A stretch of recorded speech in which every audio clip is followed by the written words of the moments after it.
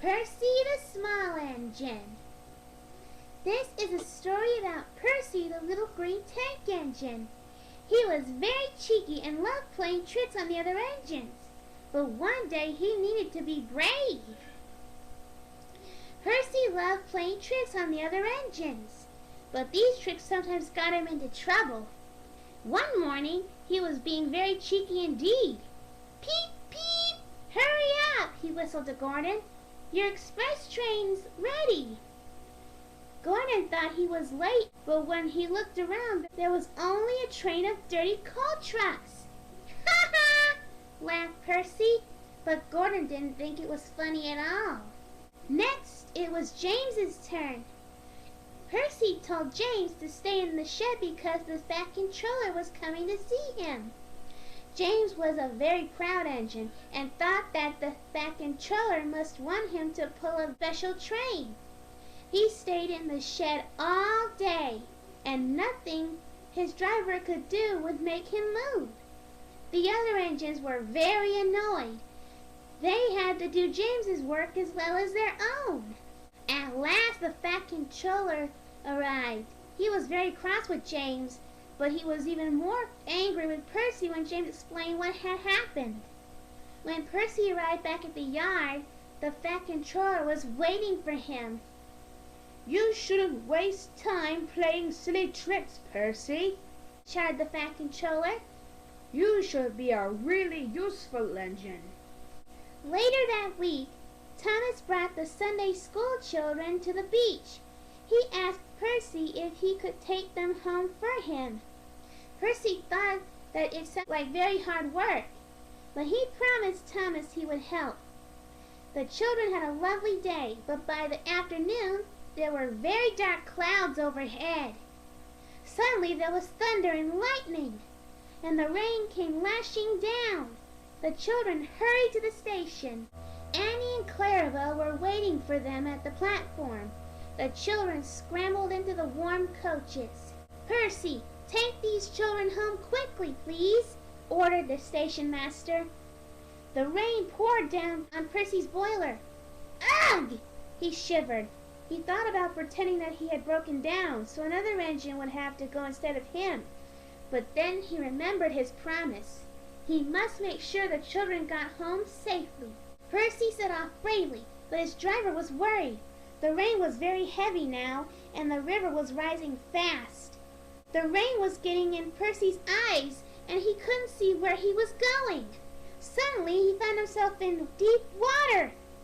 "Ooh, my wheels!" shivered Percy, but he struggled on. "Ooh, shh!" he hissed. The rain was beginning to put out his fire. Percy's driver decided to stop the train in a cutting. The guard went to find a telephone. He returned looking very worried. "We couldn't go back if we wanted to," he said. "The bridge near the junction is down." They would have to carry on to the next station, but Percy's fire had nearly gone out, and they needed more wood to keep it going. "We'll have to pull out the floorboards and burn them," said the fireman. So they had plenty of wood. Percy's fire burned well, and he felt warm and comfortable again. Suddenly there came a buzz, buzz, buzz. Harold was flying overhead. "Oh dear," thought Percy sadly. "Harold has come to laugh at me." Bump! Something thudded onto Percy's boiler. A parachute had landed on top of him. Harold hadn't come to laugh. He was dropping hot drinks for everyone. Everyone had a hot cocoa and felt much better. Percy had got some steam up now. "Peep, peep! Thank you, Harold," he whistled. "Come on, let's go."